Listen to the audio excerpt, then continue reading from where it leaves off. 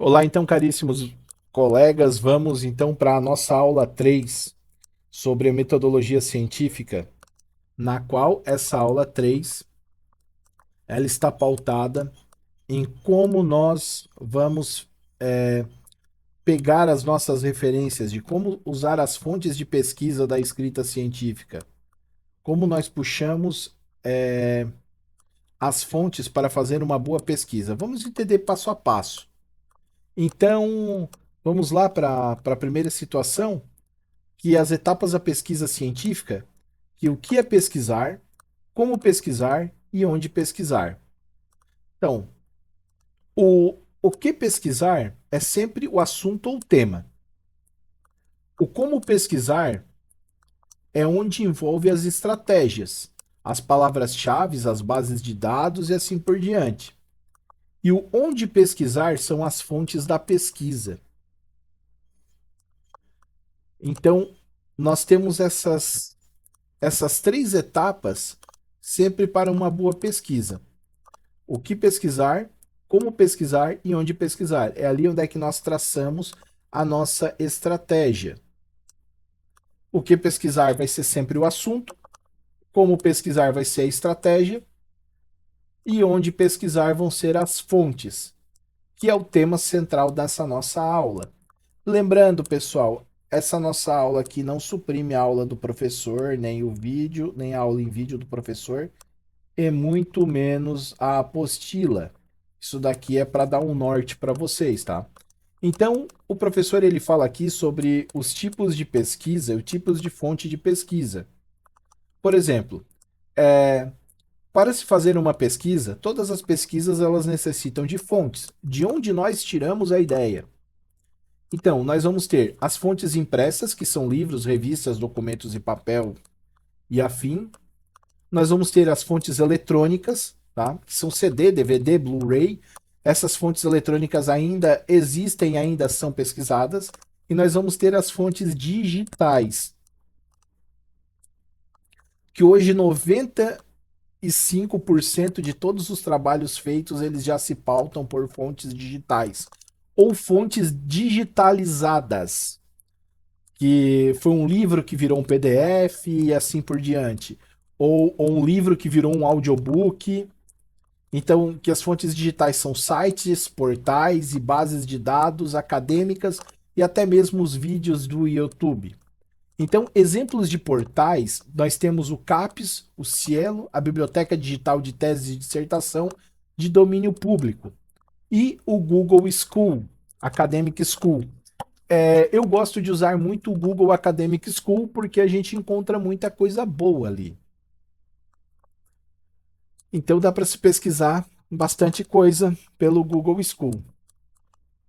Então, geralmente para uma pesquisa dentro da nossa pauta de teologia, isso uma base, eu lendo todos os arquivos até agora que os nossos professores nos mandam e vendo a nossa grade curricular, tem muita coisa no decorrer dos 4 anos da nossa formação que obviamente vão ser pautadas pelas fontes, os documentos da igreja, que são os concílios, as encíclicas e o catecismo, as obras clássicas, Santo Agostinho, São Tomás de Aquino, o Papa Bento XVI tem muita coisa, e as bases digitais confiáveis para pesquisa, que é o CAPES, o Cielo e o domínio público, que nós encontramos no Google. Ali, isso eu transcrevi direto da apostila, que o professor ele diz: evite sites sem referência, blogs ou vídeos sem autor identificado. Lembrando que uma obra ela tem que ter uma bibliografia, uma obra ela ela tem que ser assinada por um autor. Então eu fiz uma consulta pelo livro tal.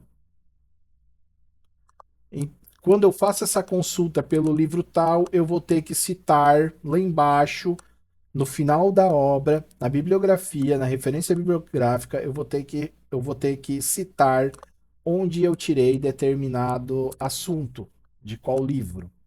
Tá? Então, usem sempre fontes seguras.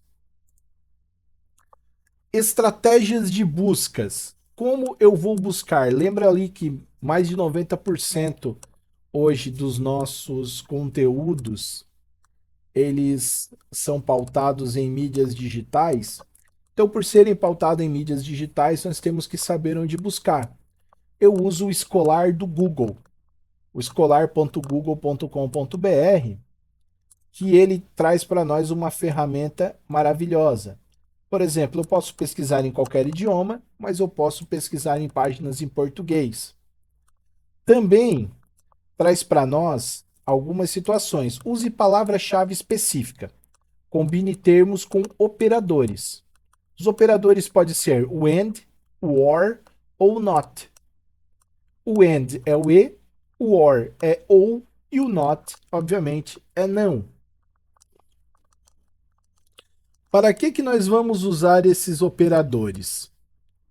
Esses operadores nós vamos usar para nós podermos filtrar a nossa pesquisa. Por exemplo, dentro de uma estratégia de pesquisa, se nós formos usar um operador, esses são chamados de operadores lógicos. Por exemplo, nós queremos uma pesquisa na qual os dois termos apareçam junto. Por exemplo, a trindade e o amor. Então, nós vamos fazer essa pesquisa. Eu preciso encontrar a trindade e o amor. Ó, tem até minhas pesquisas antigas aqui. A trindade and amor.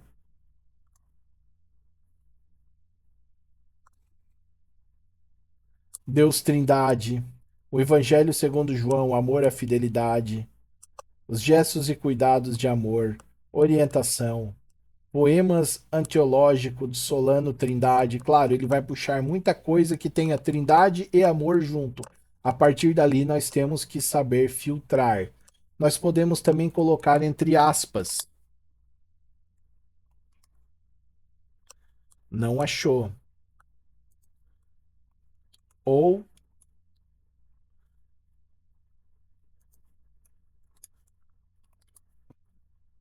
teoria sobre o amor, barará. Ele acabou achando na mesma situação, o que tem trindade e amor junto. Vamos supor que eu queira fazer uma outro tipo de interpretação, por exemplo, o cristianismo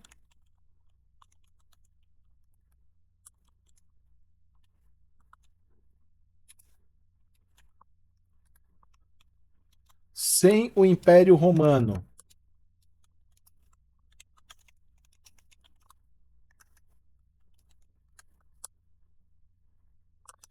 Então, o que o sistema acha aqui?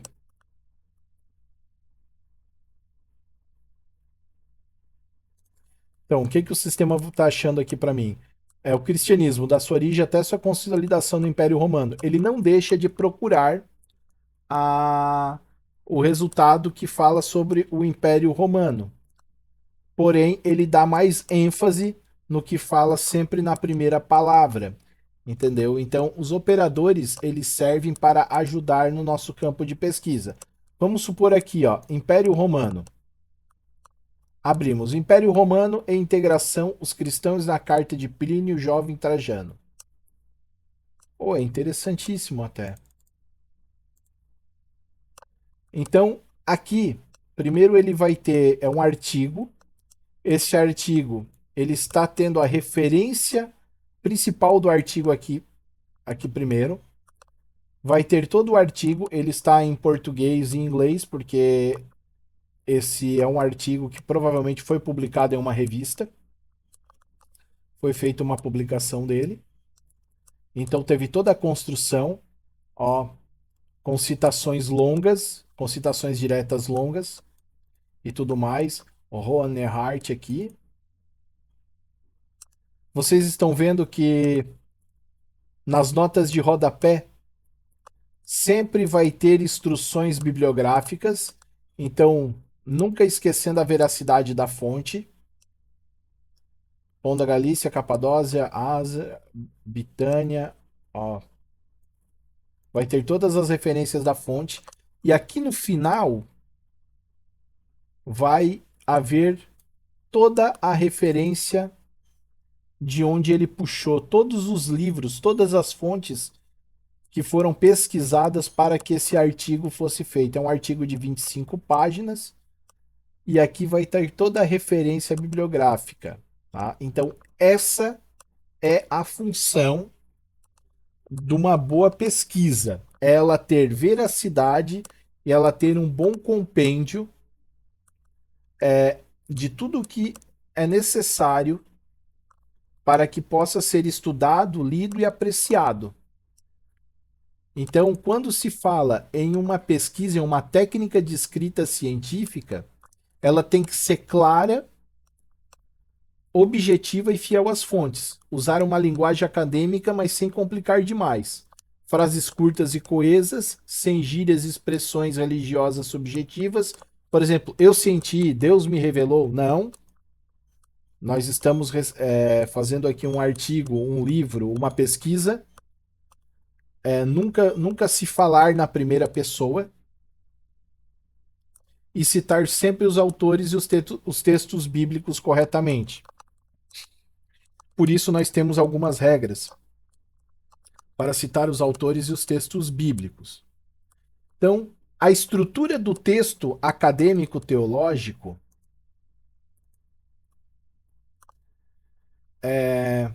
vamos lá, por exemplo, a obra Dei Verbo do Concílio Vaticano II, ela tem o tema da revelação divina e a ideia central é Deus se comunica com o homem pela escritura e tradição. A citação, a Sagrada Escritura deve ser lida com o mesmo espírito em que foi escrito. Ponto.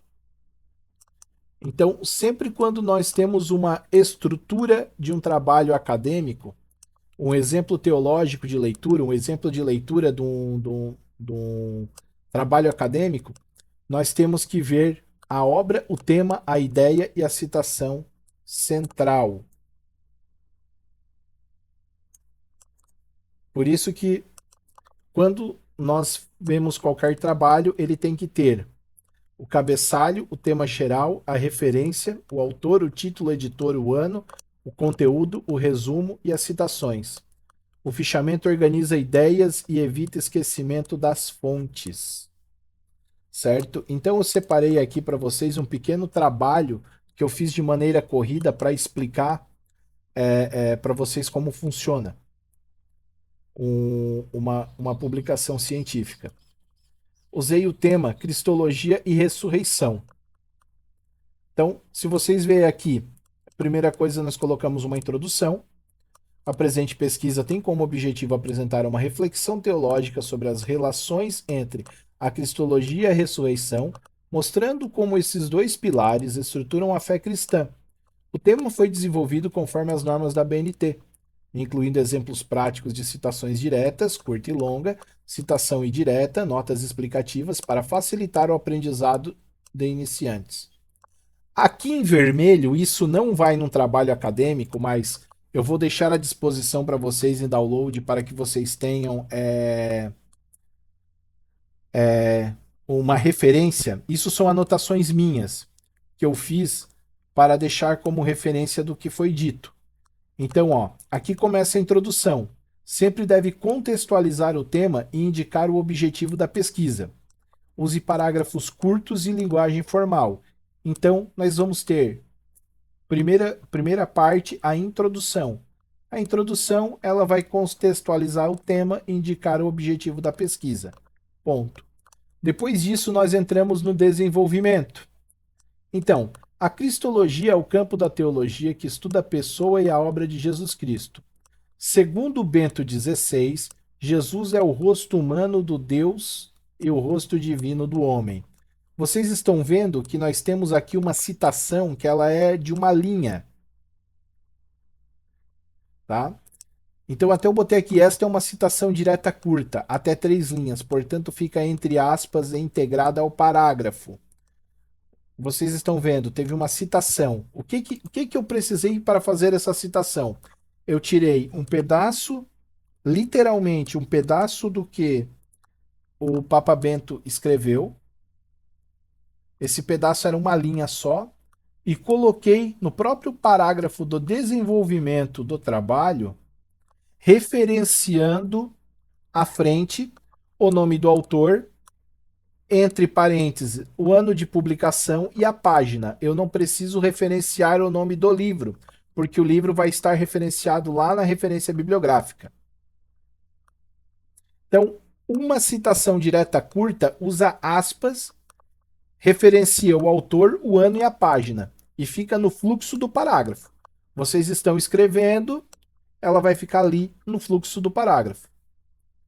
Continuando, a compreensão teológica da ressurreição está no centro da fé cristã. Segundo Harner, 1975, a ressurreição não é um evento isolado, mas o início de uma nova criação em Cristo. Olha só, aqui, ó, essa citação. Vocês viram que essa citação ela já é diferente da outra. Vocês viram que essa citação ela só tem o nome do autor e o ano. E ela é diferente da outra, que além disso não está em aspas. Por quê? Porque essa é uma citação indireta. Ela não usa aspas. Mas ela só traz o sobrenome do autor e o ano. E a página, se necessária. O que é uma citação indireta? Eu vou parafrasear o que o autor falou. Eu vou pegar a frase do autor e vou incluir ela não literalmente. Eu vou pegar a ideia da frase do autor e colocar ali. Então eu só vou mencionar. Essa ideia foi do Harner. Vou colocar o Harner ali e o ano. Show de bola. Agora, um exemplo correto de citação direta longa, mais de 3 linhas. Note o recuo, a fonte menor e o espaçamento simples e a ausência de aspas. Então, por exemplo, estou escrevendo o texto no meu desenvolvimento e no meio desse meu desenvolvimento eu vou ter que colocar uma citação direta longa. Um pedaço da Bíblia, ou meio parágrafo praticamente, que o autor escreveu, algo que possui mais de 3 linhas. Então, eu vou ter que fazer aqui, ó. Ela vai ficar sem aspas, com 4 centímetros à esquerda de recuo. Do lado esquerdo aqui eu tenho um recuo de 4 centímetros. A fonte menor, se eu estou usando fonte 12, aqui vai ter uma fonte 11 ou 10. Aqui está usando caso fonte 10. Um espaçamento simples.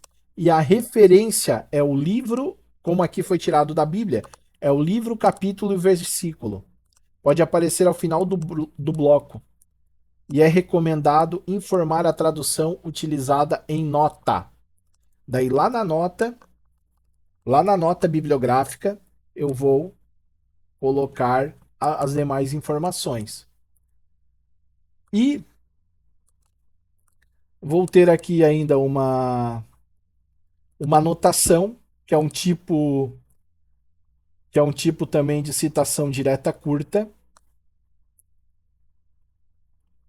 Para Moulton, o mesmo sistema, 98, pai lá, ressurreição é o fundamento da esperança cristã. Isso não é nenhuma. Isso, por exemplo, é meia frase, é só um pensamento. Mesmo assim, eu puxei um pensamento literalmente daquele autor, eu tenho que referenciá-lo. Não referenciar significa, obviamente, plágio. Então, tudo que eu puxar num trabalho que eu tiver que referenciar, eu tenho que colocar antes. Terminei o meu trabalho, terminei o desenvolvimento. Eu vou para a conclusão. Então, olha só. Conclui-se que a cristologia da ressurreição são dimensões inseparáveis da fé cristã. A ressurreição confirma a identidade de Jesus, revela a plenitude de sua missão redentora. Beleza, isso daqui é a conclusão. Isso daqui é uma nota que eu coloquei. Dominar as formas de citação, conforme a BNT, ajuda a comunicar essa ideia com rigor e clareza. Isso daqui necessariamente não precisa conter no trabalho. A norma da BNT não, só A citação, só a citação da ideia global, a conclusão da ideia global de todo o trabalho. Na introdução, nós vamos falar sobre o que vai ser desenvolvido nesse trabalho. E na conclusão, nós vamos dar o encaminhamento da ideia global. Depois disso, então ali, ó, a conclusão retoma os objetivos e os resultados, sem abrir temas novos. Ela conclui. Agora, essa é a parte interessante. Essa é a parte dessa aula em si, dessa terceira aula. As notas bibliográficas. A pesquisa. Onde pesquisar. Daí nós vamos ter aqui a nota explicativa, ó, onde tivemos nas notas explicativas, onde foi os termos usados. Daí vai ter cristologia, vem do grego Christos, ungido, e logo a palavra estudo, tal. A nota bibliográfica indica se a tradução da Bíblia utilizada foi usada a Bíblia Sagrada, tradução oficial, CNBB 2 Brasília, edições CNBB 2019. Lembra essa citação aqui em cima?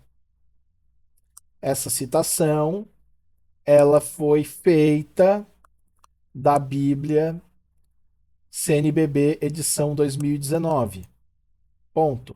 A referência teológica de Karl Heimer, do curso fundamental, São Paulo, Barará Paulo, de 1975. Então, aqui eu vou ter todas as notas, é um modelo de rodapé de seção própria. E no final, eu vou ter a referência padrão da BNT.